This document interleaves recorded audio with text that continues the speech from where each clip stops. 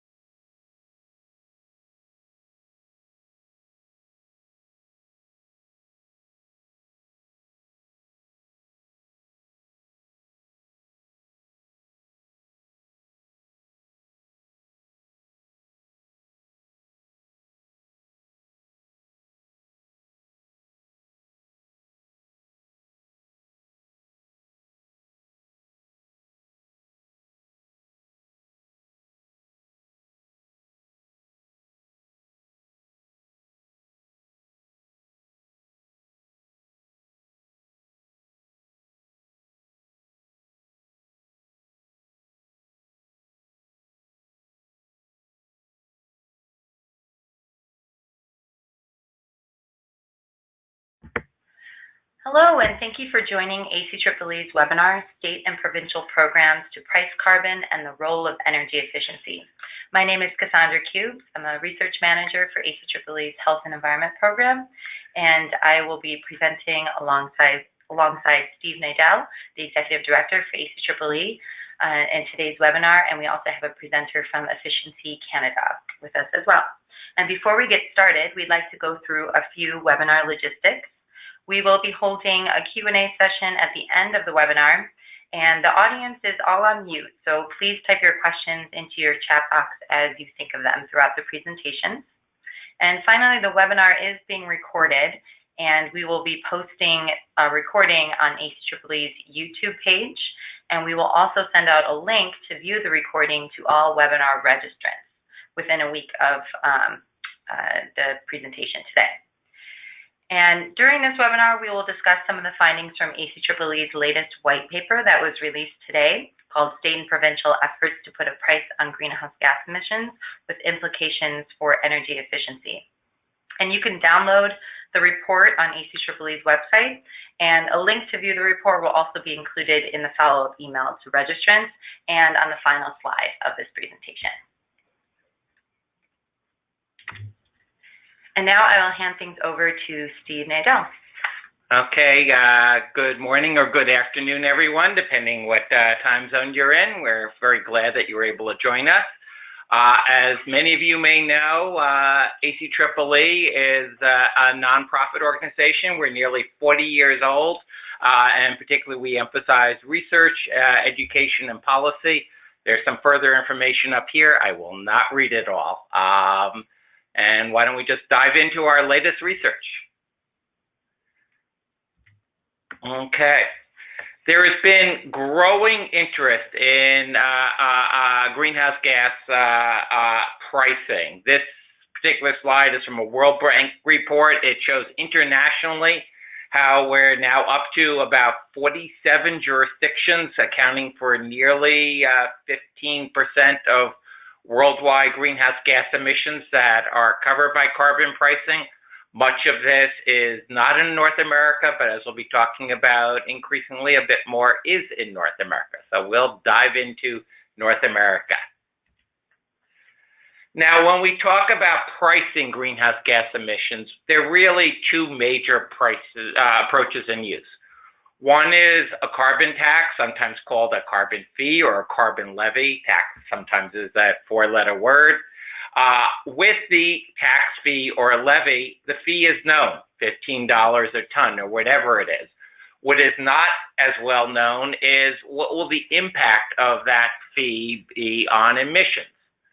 The other major system is called cap and trade, where the emissions are actually capped, so you know what the impact will be. What you do not know is what the cost of emissions allowances will be. Two major approaches, both are in use in North America, and we'll be talking about both.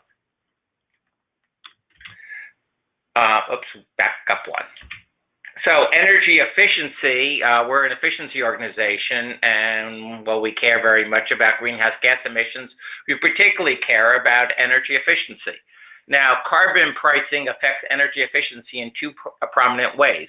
One, it can improve the economics of efficiency. If you've increased the price of energy by 10%, that increases the economic returns of efficiency investments. And 10% was just a typical number. It varies enormously. And two, when you collect these funds, in many cases, as we'll be discussing, some of the funds are invested in efficiency programs. So there generally is a pretty strong link to energy efficiency.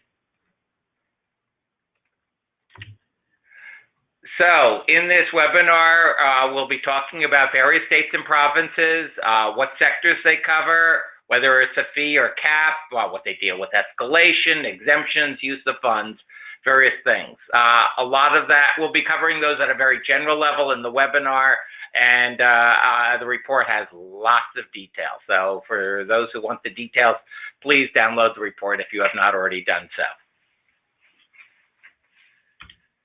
And this is a map showing all the different states and provinces that now either have a tax or cap and trade, those are in the darker colors, or are considering that, shown in the lighter colors.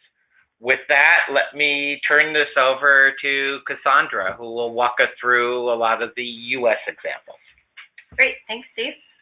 So this table gives an overview of the 3 current carbon pricing initiatives in the U.S., including cap and trade programs in the Northeast and California, and a type of carbon tax in Boulder, Colorado, with the oldest dating back to 2007. And as you can see, they differ in several ways. However, all share a common feature of using some of the funds for energy efficiency. So first, I will start with the Regional Greenhouse Gas Initiative, or RGGI, which was the first mandatory cap and trade program for reducing GHG emissions in North America. And in 2005, 7 states committed to develop the program under the leadership of regional governors representing both major political parties. And then 3 other states joined in 2007. And currently, as you can see here, it's composed of 9 northeastern and mid-Atlantic states, with Virginia and New Jersey in talks to link to the program. And the program covers power sector CO2 emissions from fossil fuel generators that are greater than or equal to 25 megawatts. Currently, it's about 170 or so facilities. And you can see the allowance distribution here. 90% of them are offered in quarterly regional auctions that result in a single clearing price. And the allowance prices have really varied over the course of the program.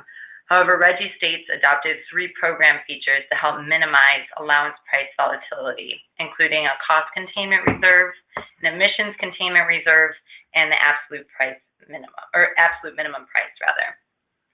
And in terms of the program impact, after nearly 10 years of auctions and 3 compliance periods, RGGI began its first compliance period in January 2009. The RGGI states have hit emission reduction targets. They've hit each of them. The impacts of the RGGI investments have resulted in net positive benefits in the form of decreased emissions, lower customer bills, lower wholesale power prices, job gains, and boost to local economies. And since 2005, when development of the program began, CO2 emissions from power plants subject to RGGI have declined from about 160 million metric tons to about 60 million tons. And these reductions are primarily due to a shift in lower emitting generating sources. But energy efficiency also played a role. It helped to reduce total electric consumption over the 2005 to 2016 period, despite substantial economic growth in the region. And as you can see, RGGI states have invested a significant portion of their auction revenues into energy efficiency programs. In the 2009 to 2017 auctions, it resulted in about $3 billion in revenues, and states invested more than half of these proceeds into energy efficiency programs. And you can see the split of the proceeds spending for the latest compliance period 3 in the graph here on this slide. And there have really been a variety of energy efficiency programs that have benefited from these investments, including utility programs, state green banks, and programs run by state energy offices. And in addition to these direct investments in efficiency programs, a slew of complementary policies have also been in place throughout RGGI states, including energy efficiency resource standards or mandatory energy savings targets for utilities, building energy codes, state government-led initiatives, and transportation and land use policies, in addition to appliance standards. And while these complementary policies have contributed to emission reductions in the region, an econometric analysis from 2015 demonstrated that the RGGI program accounted for nearly half of the region's emission reductions. And as you can see here, in terms of complementary policies, ACEEE's annual nationwide energy efficiency ranking, our state energy efficiency scorecard, 6 of the 9 RGGI states have ranked in the top 10. So next we'll talk about California's cap and trade program. The legislature adopted the Global Warming Solutions Act in 2006, also known as AB 32, which authorized the California Air Resources Board, or CARB, to establish a cap and trade program for GHG emissions based on emission reduction targets in the bill. And implementation of the program, as you can see, began in 2013. So CARB developed the program over several years. And it initially covered emissions in the power sector, but in 2017, the transportation sector and the use of natural gas outside the power sector were added to the program. And it covers 6 GHGs in the power and industrial sectors, plus natural gas and transportation fuels, which covers about 85% of GHG emissions.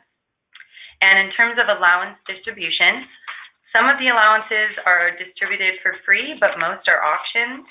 Free allowances are given to utilities, but they must in turn consign these allowances to the auction with the proceeds used to benefit ratepayers. And free allowances are also distributed to the industrial sector to combat leakage of industrial production to other states and countries. And then the transportation allowances are auctioned. And as in RGGI, there are some measures to help with price predictability, including a price floor and reserve allowances also provide a soft price ceiling. And over the course of the program from 2013 to 2017, California invested about 9% of auction revenues in low-income weatherization and agricultural efficiency, and nearly 60% of revenues are invested in public transit and alternative vehicles, which save energy relative to conventional vehicles. And across all of these categories, California laws and regulations require that 35% of spending benefit disadvantaged communities and that 5% be spent in those communities. And California, the efficiency efforts happening in the state through complementary policies really continue to set the standard for other states across multiple categories, including utility programs, sustainable transportation, and building energy codes. In late 2017, California ramped up long-term energy savings goals that called for a doubling of electricity and natural gas savings by 2030. And this spring, California also adopted new net zero energy building codes and joined with 8 other states in rolling out a zero-emission vehicle action plan in an effort to continue momentum on reducing vehicle emissions. And utilities spent nearly $1.7 billion in 2017 on electric and gas energy efficiency expenditures. So all of that, in terms of ACEEE scorecard, pushes California to be ranked number 2 overall. And finally, for the U.S., in terms of existing programs, we'll look at the tax in Boulder, Colorado. And this was initiated in 2007, and the tax applies only to electricity and is assessed on a per kWh consumed basis. So about half of a cent per kWh for residential customers and much less for commercial and industrial users. And the tax is actually collected by the local electric company as part of the customer's electric bill. And Boulder officials estimate that the annual tax averages about $21 per residential electric customer, $94 per commercial customer, and $9,600 per industrial customer.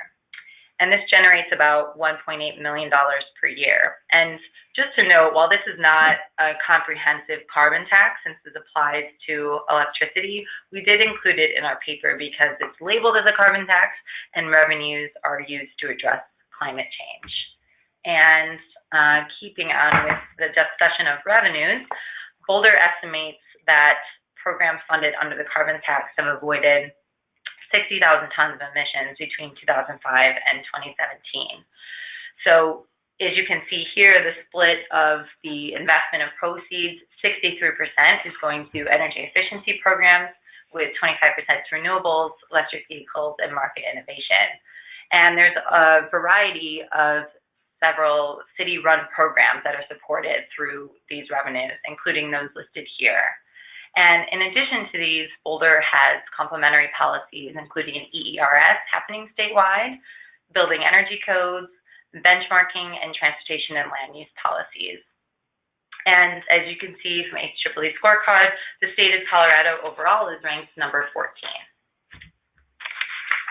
So now we'll just briefly go over a couple of pending proposals that are happening in the U.S., both at the state level, the regional level, and also at the national level as well. So starting with Washington, the state of Washington has been seriously considering some type of carbon tax for several years. In 2016, there was a citizens initiative that would have established a revenue-neutral carbon tax, but it was defeated. And in 2018, the governor and several members of the legislature adopted a carbon tax bill that went through several iterations, but ultimately died at the end of the legislative session with no Republican support. And in this past election in November of 2018, another citizens initiative that included revenue allocation came up for a vote, but it was also defeated. However, looking forward, the Democratic Party increased its majority in the state Senate, and a carbon tax may again be considered in the legislature this year. So now looking to Massachusetts, in the spring of 2018, the Senate unanimously passed an energy and climate bill that included a provision establishing a revenue-neutral carbon fee that was on fossil fuel use in the transportation, commercial, industrial, and residential building sectors. So it would extend beyond RGGI, which covers only the electric sector. The House passed an energy bill without the carbon fee provision, and the provision was dropped. So a bill along these lines is likely to come before the legislature again this year. And in Oregon, the state has been working with California and other nearby states and provinces to align carbon pricing efforts. Policymakers decided to pursue a cap and trade program that can be integrated with California's larger market. And while bills were reported out of committees in both the House and Senate, there wasn't enough time to consider the bill on either floors during this past session. But there was a legislative committee established to discuss and refine bills in preparation for the longer session this year, when lawmakers expect to pass a bill. And in Hawaii, in 2017, the legislature established the Climate Change Mitigation and Adaptation Commission to come up with a GHG reduction plan. And last year, in 2018, the legislature introduced a carbon tax bill. And a bill was enacted to commit a zero-emission carbon-neutral economy by 2045. And late in 2018, the commission released draft recommendations that call on the legislature to establish a carbon fee program, with the details still to be developed. And in Rhode Island, a carbon tax bill was introduced in the last 2 years. In 2017, a bill passed calling for a study to examine a statewide carbon pricing program. However, there has not yet been funding to conduct a study. And Alaska is also looking at some sort of a carbon pricing bill in 2017, or carbon pricing initiative. In 2017, the governor convened a committee whose report included a recommendation to consider a carbon tax, but the new governor doesn't seem supportive. And New York is also looking at carbon tax legislation, in addition to the New York Independent System Operator is looking at considering carbon price. Vermont, several carbon tax proposals have been put forth, but they lack support from the governor. and we'll see what happens in this coming year as Democrats increase the majority in November and can now potentially override a veto.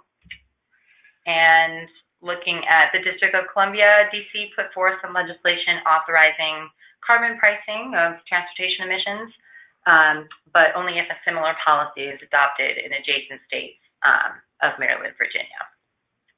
And then finally, the Transportation and Climate Initiative, or the TCI. This is a regional collaboration established in 2010 and made up of 13 Northeast and Mid-Atlantic jurisdictions. And it seeks to reduce carbon emissions in the transportation sector. And representatives from each jurisdiction participated in work groups focused on different regional priorities.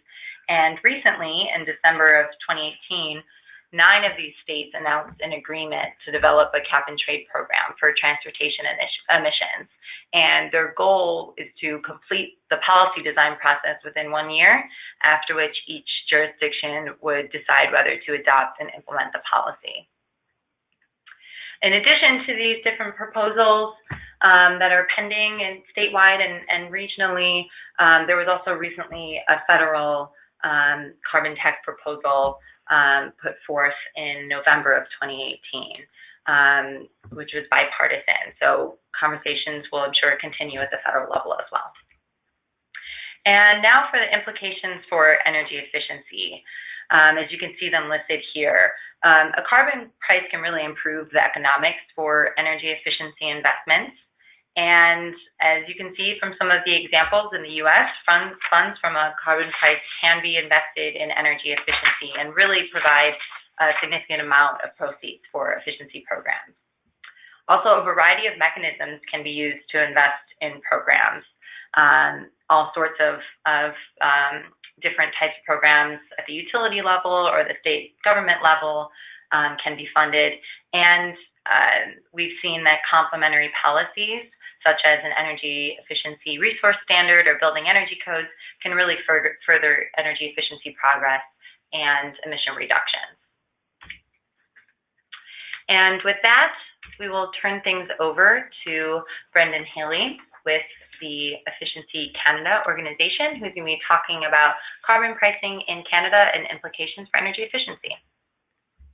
Great, thanks, Cassandra.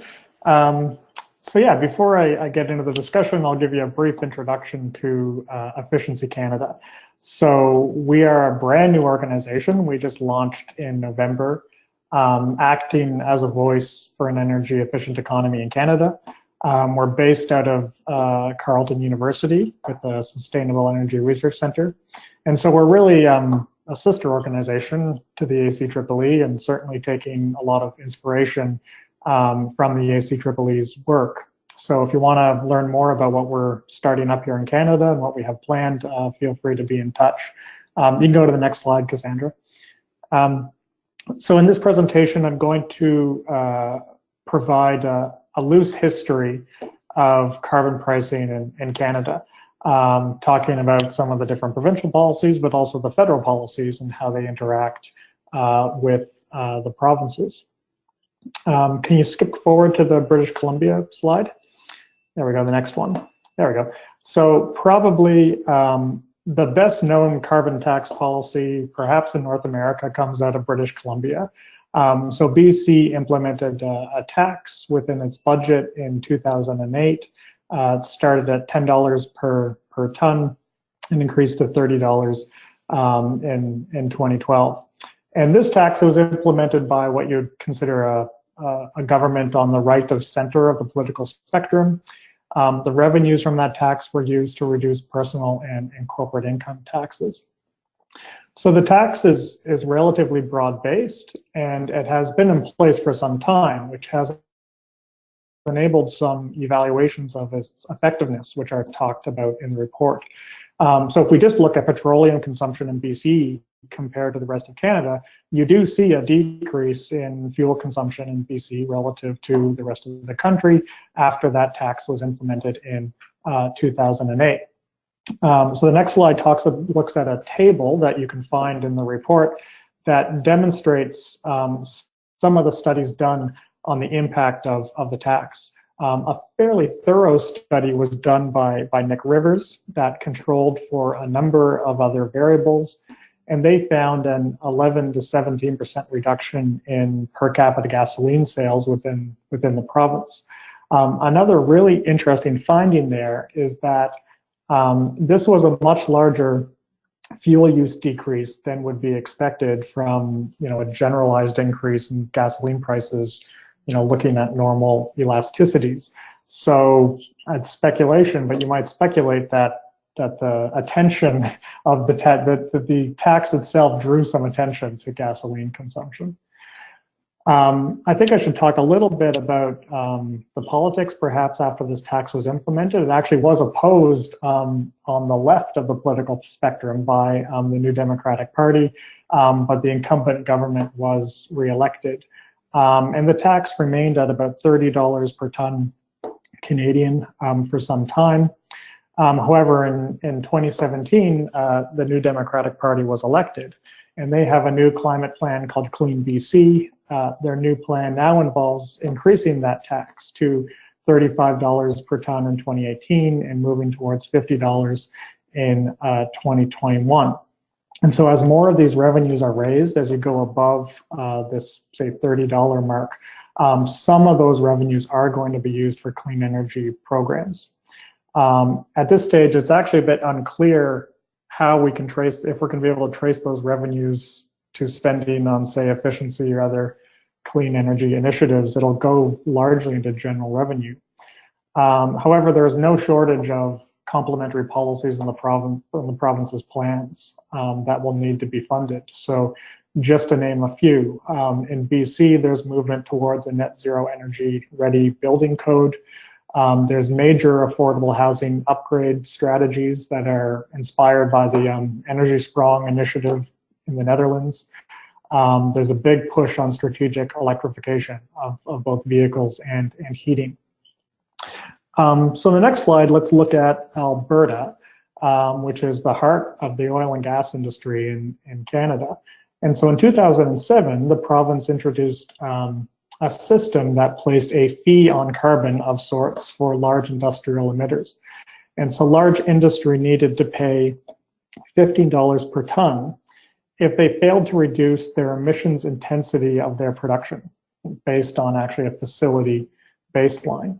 So that $15 fee above that benchmark was placed into a technology fund, and those revenues, that's actually supported a new government organization, and it undertook industrial emission reduction initiatives, which included industrial energy efficiency. And again, that system was introduced by a progressive conservative government.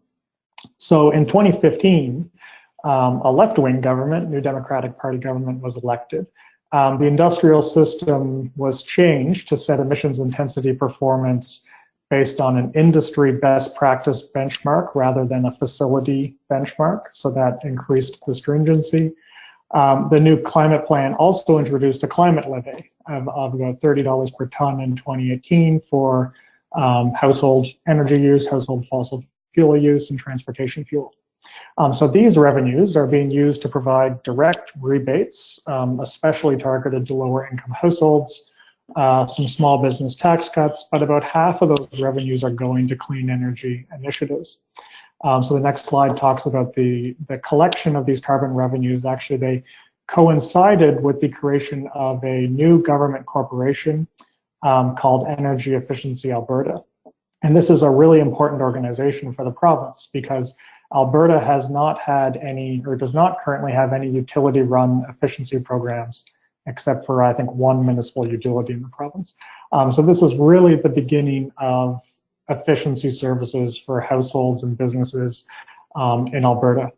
And it's now being backed up, complemented by some other initiatives, such as new legislation in Alberta to promote PACE financing. So next slide, let's look at Quebec, which is another early leader. So that province actually implemented a small tax on petroleum companies in 2007, and that was mostly used to fund public transit initiatives. It's 1 cent a liter, and I think that equaled out to about $3 per ton.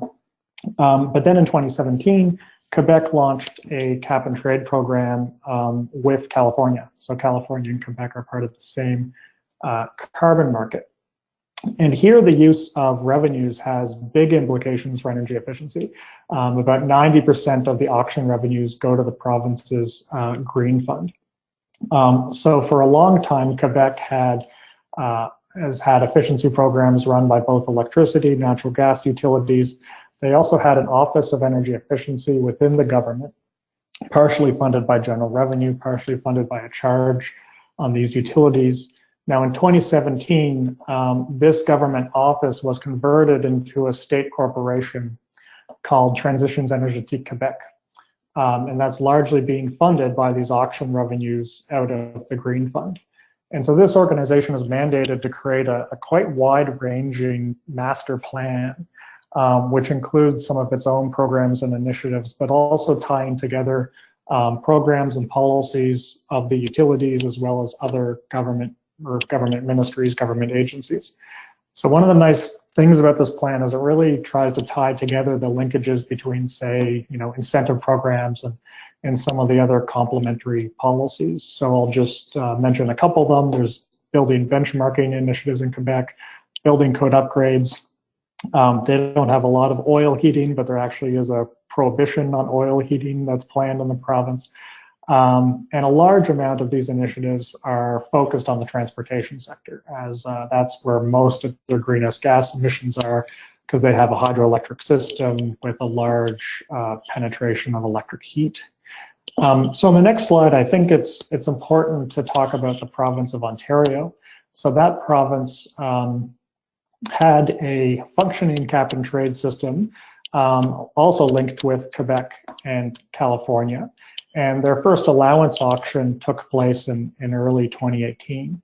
And here again, there's interesting implications for efficiency because they created a new government corporation that was marketed as the Green Ontario Fund, again created in 2017, really to spend these billions of dollars in cap and trade revenues. The original plan was to create something alongside a green bank. Some of the initial activities we saw was some program offerings such as smart thermostat direct installs alongside or in coordination with the utility programs in the province. So that was all disrupted in the summer of 2018 when there was an election and a progressive conservative government was elected, really on a platform very much opposed to carbon pricing.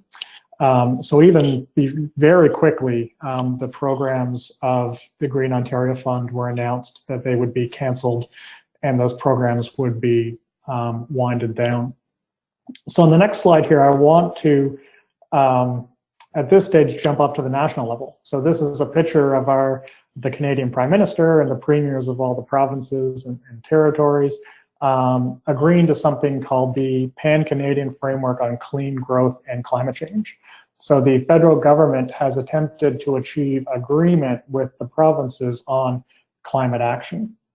And so the national government has created a system where each province can implement a carbon pricing system of their own design by 2019, as long as it meets certain criteria. So if a province is not compliant, yep, you can go to the next slide. If a province is not compliant, the federal government will implement a backstop carbon pricing system, which involves first, a carbon tax essentially on fossil fuels, and then on the industrial side, what's called an output-based allocation system. It's quite similar to Alberta's system. But it's actually based on fuel-specific benchmarks on the electricity sector, which we can talk about if you want to later. So the revenues from this carbon tax that will be basically imposed on certain provinces will go to direct rebates for households in those provinces. And some of the revenues will be used as well for energy efficiency in sectors like the MUSH sector, so municipalities, universities, schools, hospitals, potentially for small business and small manufacturing. And I should also mention that there's something called the Low Carbon Economy Fund, which is coming out of general revenue, which is supporting a lot of energy efficiency initiatives throughout the province right now as part of this framework. So if you go to the next slide, it's interesting to look at how the provinces have reacted to this federal government framework. And I think the strategies they follow can be grouped into 4 categories. So first, we've talked about we have these early leaders who already have a carbon pricing system in place. Second, you have provinces really openly opposing the federal carbon price. So that includes now Ontario alongside 3 other provinces. And so under the current policy, they will have the federal carbon price, carbon tax, essentially implemented for them. Third, you have some of the smaller provinces and territories that are having the federal government administer the carbon price within their jurisdiction. So these are jurisdictions that will be under the federal backstop, but in, I guess, kind of a friendly way. And finally, this federal policy has led some provinces to create their own systems, which was really the purpose of it. And probably the most interesting and most developed one, which is talked about in the report, is Nova Scotia. So if we go to the next slide in Nova Scotia, it really presents this interesting case of a small province, less than 1 million people, that has created its own cap and trade system. So the thing to understand about Nova Scotia is that it's already reduced its emissions about 30% below 2005 levels, and it'll probably continue on that reduction trajectory, helped by continued energy savings from its energy efficiency utility, but also hydroelectric imports that'll be coming into its electricity system. So the target for this cap and trade system is to reduce emissions 45 to 50% below 2005 levels by 2030.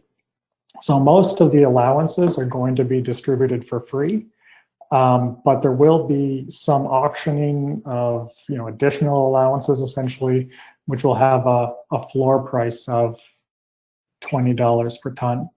So they will be creating a green fund to use those revenues, and not entirely clear how they're going to be used yet, but there is certainly mention of using them for energy efficiency. So if I can just go to the next slide, I just want to conclude with some implications that I see from a Canadian perspective. So first is that some Canadian provinces are really early leaders, and this has provided some data and some experience, right? So we know that, especially from some of the studies of BC, that carbon pricing does reduce fossil fuel consumption. We also can see that carbon pricing can raise substantial revenues that can be used for climate action. We see that now, especially in Quebec and Alberta. Second, political consensus is possible, but I'd say it's very difficult. So in Canada, leaders of all political stripes have supported a carbon price at one time, and actually some of the early leaders were right of center, more conservative parties. But then again, all major political parties have also potentially opposed one at one moment in time. And we are going into a federal election this year where there's some major divergences between the major parties on carbon pricing. And so finally, one thing that I find interesting in Canada, perhaps compared to some of the US examples, is that many Canadian provinces have created entirely new organizations to administer these carbon pricing revenues. So this includes Transitions Energy Quebec, Energy Efficiency Alberta, and the Green Ontario Fund. And so we're starting to now see other types of administrative models pop up. So for instance, Efficiency BC is really an information hub combining utility efforts and government programs in areas such as electrification. We've got other examples such as Efficiency Nova Scotia, which is an energy efficiency utility that can fairly easily administer new funds that has come in from the federal government or from carbon pricing. So at least in Canada, I think the availability of some of these carbon pricing revenues has triggered some experimentation with new administrative models. It's a bit reminiscent perhaps of what the US saw during electricity deregulation in the 1990s. So that is the view from Canada, and I'll hand it back to Cassandra and Steve. Okay, thank you very much, Brendan. So I will wrap it up with one final slide before we turn it over to Q&A. So overall conclusions and recommendations. I think what we found is that either a carbon tax or cap and trade can be effective to reduce energy use and carbon emissions, and there's a fair amount of evaluation both out of New England and BC without harming the local economy. They both can work quite well. Also, we found that carbon pricing policies are more effective at achieving emissions reductions and economic benefits if a share of revenue is used to fund energy efficiency. This has particularly been noticeable in the RGGI states, as well as California, Quebec, Alberta, and as we heard, BC and some of the other provinces are moving this direction as well.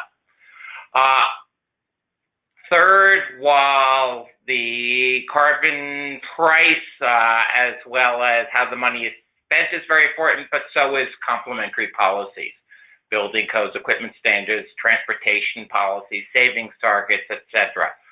Ultimately, it's going to be that combination of the fee in some way, the pricing in some way, plus the spending of that money, plus the complementary policies that I think will be needed to reach any types of goal, like 80% reduction by 2050, as you know, Cassandra talked about in California and the Northeast, likewise in various Canadian provinces such as, BC, Alberta, Nova Scotia, etc. It's many things coming together. There is no single silver bullet, if you will, of carbon pricing does it all. And then the final conclusion I'd note is we continue to need more policy research. I would say RGGI and BC have been very well evaluated, which is great. There are some evaluations that we summarize in the report on California and Alberta. Many of them are too new, but since, as we've heard, they take the various flavors of ice cream, if you will, evaluations on all of these would be useful so we can learn better what works and what doesn't. And likewise, even while BC has been very well evaluated, newer evaluations would be helpful. Brendan was just telling me before we began that just this week, and I haven't even looked at it yet, there is one new BC evaluation, which is great. But, one thing I'm very curious about is, does these impacts continue? He pointed out that some of these studies show much greater impacts than you'd expect from pricing alone. Including, he mentioned to me this latest evaluation. Will that continue? Will that stop? But still, I'd say these have been quite successful thus far. Two other comments I would make. One, number of people have asked me, so what are the hotbeds going forward? Where is the action likely to be, particularly this year? As Cassandra mentioned, Oregon, it's a high priority to move on cap and trade. We definitely are expecting legislative action there. The other two states that I think are most active in the U.S. Will be Massachusetts and Hawaii. In both cases, there seem to be very serious efforts to pass bills that will authorize a carbon fee, but have set in place a several-year process to work out details before they take effect. I'm not saying they will pass, but those seems to be the most serious. The other various state proposals, yes, maybe there'll be some surprise, but at this point, they're not really lining up to be ready. Just to give one example, in Washington State, after the last citizen initiative came down, there were some stories, yes, and we quoted them in the paper, that yes, the legislature might consider them. What I'm hearing lately is no, they are planning other clean energy strategies, but for 2019 at least, there doesn't appear to be plans to push a carbon fee. Obviously, all of this could change. The other comment I'd make regarding Washington State, people said, well, what does it show? Does voters not like this? Certainly, Washington State voters, likewise Ontario voters, haven't liked them, but you're really trying to find that Goldilocks situation. Washington State, the first referendum was we're going to refund all of the revenue and we won't do anything to help fund carbon reduction programs. And a lot of the environmental groups actually opposed that, didn't pass. The latest proposal was we're going to spend all the money and do very little to rebate to consumers and businesses. That didn't pass. I think there is a happy medium. For example, as some of the Canadian federal program is doing, where a large chunk of the revenue is going back to taxpayers, but they are keeping some of the revenue. So I leave people with that. Time will tell. Each state or province is different, but I think we're looking for a Goldilocks moment, as well as to the extent you can move some of the details out of the legislative process. That's ultimately what RGGI did, what California did, and what some of these other states are, like Massachusetts and Hawaii, are talking about doing. With that, why don't we turn it open to the questions that people have been asking? All right. Thank you to Steve and Brendan, and thank you to everyone for sticking around and listening in to our presentations. And now we will hold a question and answer session. We do appreciate you all flagging some of the technical difficulties that we were having earlier with the control panel. We will certainly be chatting with GoToWebinar after this webinar is concerned. But in the meantime, I'm going to be bringing up the questions, and we can go through those for the last 15 minutes or so. So let me bring this over to the side here.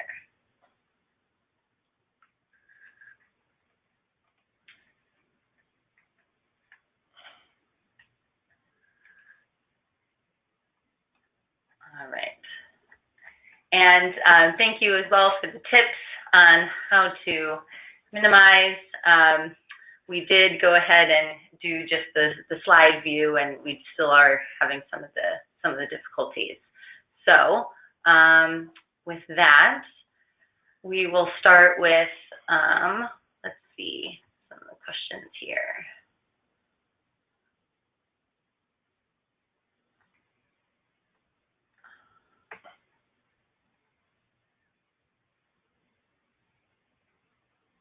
All right, so just to let you all know, yes, the webinar will be available.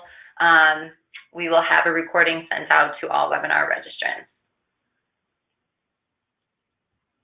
And we'll also post the presentation slides. All right, so we have a question here. As more and more decarbonizing programs and technology implementation, for instance, electric transportation, renewables efficiency happens, is the carbon emission auction revenue going to decrease over time? Maybe I'll put that to Steve. Okay.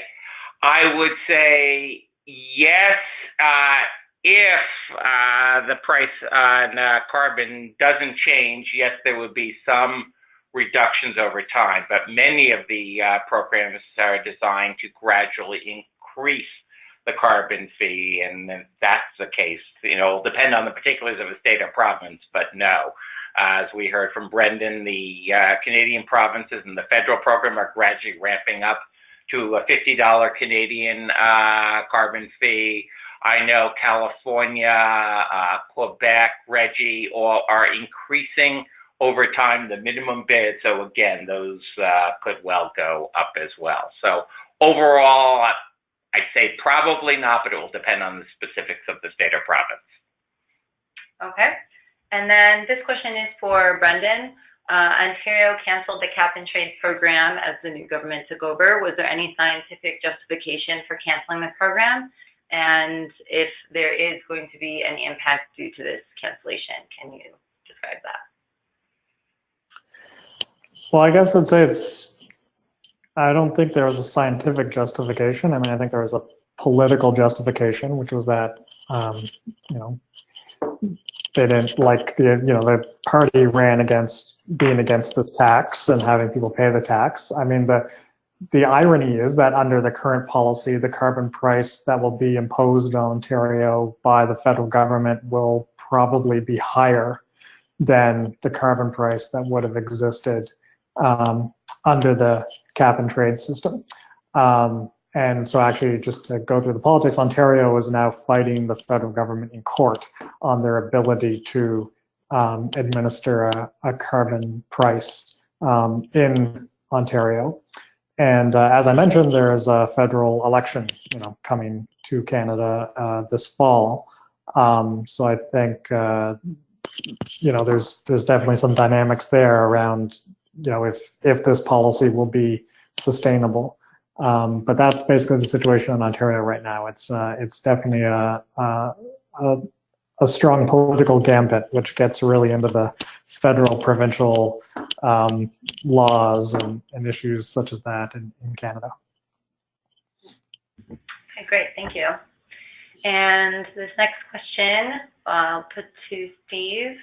Carbon taxes, like the new national proposed legislation in the U.S., allow for the fee to be progressive, but no money is given directly to efficiency programs. Is ACEEE still in favor of such measures? Right. I would say that our opinion is you definitely want to return a significant share of the revenue to taxpayers, particularly being progressive, and we do have some data in the report from some of the Canadian provinces about that. To oversimplify, wealthier people on average tend to use a little bit more energy, although it varies enormously from household to household.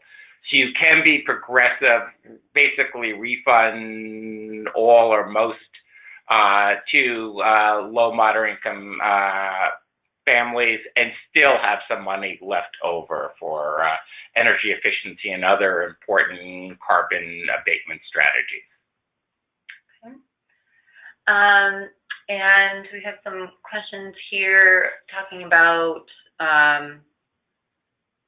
First Nations or tribal governments. So maybe, Brendan, I'll put this to you in terms of First Nations in Canada. Are there earmarks for clean energy investments for First Nations?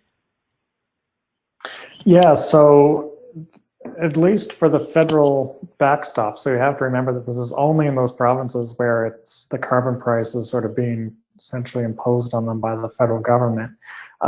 Yes, one area that the presentation should have mentioned that is also an area where the revenues will be used is for First Nations or Indigenous communities. It's not entirely clear to me yet if that is going to look like an energy efficiency program or some sort of clean energy programs in those communities, or if it might be a more targeted direct rebate. I think some of that is still being sorted out. Certainly, I think you can walk through each of the provinces, and actually, so we'll be, and there is programs targeted towards First Nations, and we're trying to get our head on that. Actually, we're doing a scorecard like the ACEEE does a scorecard with the provinces, and we'll be tracking programs that are targeted to both low income and First Nations in Canada. So we'll have more information on that in a couple months, hopefully. And I would just add that in Washington State, some of the Native American tribes were heavily involved in the last referendum, and significant funds were dedicated to particular expenditures on their lands. Also, in many of the, whether it's Washington proposals or some of the Canadian provinces, there are some exemptions often for certain energy uses on First Nation lands. Great, thank you. And we have another question here asking to maybe talk a bit about what's happening in France. I don't know if you all have been seeing some of the news about the ongoing demonstrations that have been happening there that were spurred through issues with carbon pricing. So Steve, maybe you want to talk about that? Yes, I mean, I think it is very important to recognize if you are doing carbon pricing, you are raising prices, and that will affect people, particularly those who may not have much financial means. It's not the Tesla or Jaguar drivers. It's the people driving their F-150 in North America. And I don't think France adequately thought about that, and they really needed to think about programs such as the Canadian national program and many of the other state and provincial programs where they are really trying to make sure that there are direct benefits to those of low, moderate income means. Also, often these get phased in as opposed to all at once. I don't know all the details in France, but you start modestly and gradually increase it. So definitely some lessons from France. I don't think in retrospect they did it very well. All right, thanks, Steve. And this next question, I think I'll put to you, Brendan, first. It asks about what are some of the biggest objections to carbon pricing and the most effective responses to that or those objections. I'm thinking more so about Ontario and with the national carbon pricing implementation happening right now, and from the provinces that are making opposition to that national carbon pricing. Can you speak to some of the opposition and the arguments and how to answer to those? Yeah, I think actually looking at the latest British Columbia climate plan is worthwhile, because it actually talks about carbon pricing very little, and it really talks about a general climate change strategy and how that will that will lead to a better life for people in that province. So actually, the carbon pricing is kind of behind them, and there's a consensus on that, and they're starting to talk more and more about improving social housing and improving air quality and all those other areas. So I think that's actually just in terms of not allowing the discussion just to be about carbon pricing, to be about all those other climate policies, which we call complementary policies here, but actually those might be the main policies. Objections we're hearing, I think, is that it hits people in their pocketbooks who are perhaps not able to deal with it. I think Alberta is a good example of at least a policy, as Steve mentioned, that can deal with that. The way they've directly rebated households, it's very progressive, so lower and middle income people will actually be better off, will have more money in their pockets as a result of this policy rather than less. The other actually area we're seeing in Canada is the industrial program is quite esoteric and confusing, and it's designed the way it is to deal with competitiveness concerns and et cetera, but there definitely are some political arguments about how industry is sort of being let off the hook here. And the reality is that the incentives for industry are just the same as for others. The system is designed the way it is because of competitiveness concerns. But honestly, I don't know if I have a brilliant answer for that one, other than going back to talking about the broader climate strategy and carbon pricing as a piece of that. Yeah, this is Steve. I agree with everything. The one thing I would add is each state or province is different, and you really need the flexibility to work with the unique issues in that state or province. So Brendan talked about Nova Scotia, and they came up with their own program, and they got some flexibility, as I recall, from the Canadian federal government in order to make that possible. There was a whole detailed Made in Manitoba plan, and they were not able to reach agreement with the Canadian federal government. But I read it as at least a good faith effort. I don't know enough about the politics. I was disappointed when they really tried. This is a relatively conservative province, came up with a plan that they thought would work. And so you do have to work with your unique local circumstances. Okay, great. And let's see. This next question, how well do efficiency programs funded through carbon pricing complement existing demand-side management programming offered by utilities? Do you find much overlap in the jurisdictions that you studied? And maybe we'll start in the U.S., and I can maybe speak to that in terms of the Regional Greenhouse Gas Initiative. I think that program is a really good example of how the revenue from the auction, much of it is going toward funding utility energy efficiency programs, in addition to other programs happening, for instance, at the state-run programs by state-led initiatives. But I think that it's a good example of pairing utility ratepayer dollars with the cap and trade revenue dollars as well. And I think the example of the two happening side by side would probably be in California, where it's more of an example of complementary policies. So there's really significant energy efficiency policies happening at the state level and a lot of leadership at the state level. But the revenues from the cap and trade program, most of them are not going to energy efficiency. But these two programs and policies are really happening alongside each other, and really overall helping to increase the emission reductions that are happening across the state, and a whole slew of other benefits stemming from energy efficiency. Steve, if you want to add anything. I would add, in California, some of the funds are going to efficiency, but not to utility-funded programs. There's a lot of transportation. There's some low income.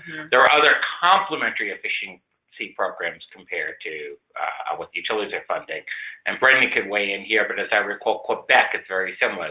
Hydro-Quebec has some programs, but there's a lot of other programs happening, particularly transportation, as well as more market transformation with some of the funds. If Brendan wants to add more there.